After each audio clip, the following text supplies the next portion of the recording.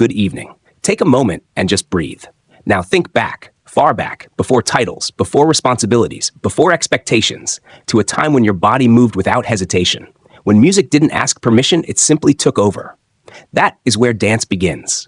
Not in studios, not on stages, not in perfection, but in something deeper, something older than language, something powerful.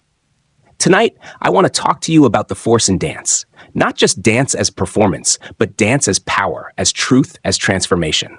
Part 1. Dance is not movement, it is meaning.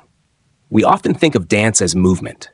Steps, technique, precision. But dance is not movement. Dance is meaning in motion. A raised hand can be resistance. A stomp can be anger. A turn can be freedom. A fall can be grief. Dance says what words cannot hold. Because sometimes words fail us. There are emotions too complex, too raw, too human to fit into sentences. And that's where dance steps in. Dance doesn't explain, it reveals. Part 2, the force within the body. There is a force inside every human being. You felt it. It's the tension before a decision, the fire in your chest when something isn't right, the surge of energy when joy overwhelms you. That force lives in the body. And dance is how we release it. Not politely, not perfectly, but truthfully. When a dancer leaps, it's not just a jump, it's defiance against gravity. When a dancer spins, it's not just a turn, it's a search for center in chaos. When a dancer collapses, it's not weakness, it's surrender. Dance gives the body permission to speak. Part 3, dance as survival. Let's be honest, dance is not always pretty, dance is not always elegant, dance is sometimes born out of pain. In many communities, dance was never just art, it was survival. It was identity when identity was denied. It was expression when voices were silenced. It was unity when systems divided. Dance carried stories across generations, stories of struggle, stories of resistance, stories of hope. Think about that. Even when everything else was taken, language, land, freedom, people still had their bodies, and through their bodies, they danced. That is power. That is force. Part 4, the discipline behind the magic. Now let's talk about something people often overlook, the discipline. Because behind every effortless movement is effort. Behind every moment of grace is repetition. Behind every powerful performance are hours of failure. Dance demands consistency, resilience, humility. You fall, you get up, you try again, over and over and over. And in that process, something incredible happens.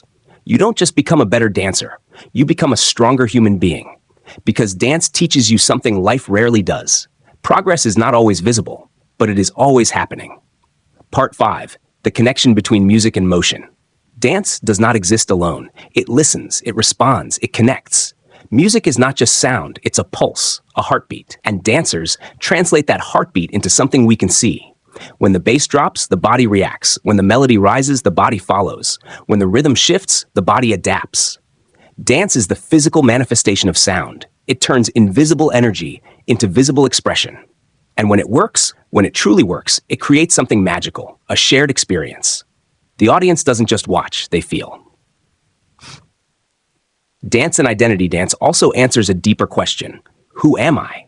Every dancer brings something unique, their history, their culture, their struggles, their dreams.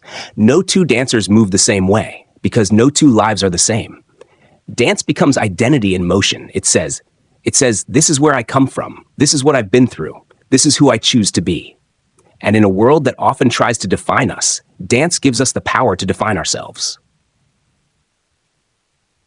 The courage to be seen.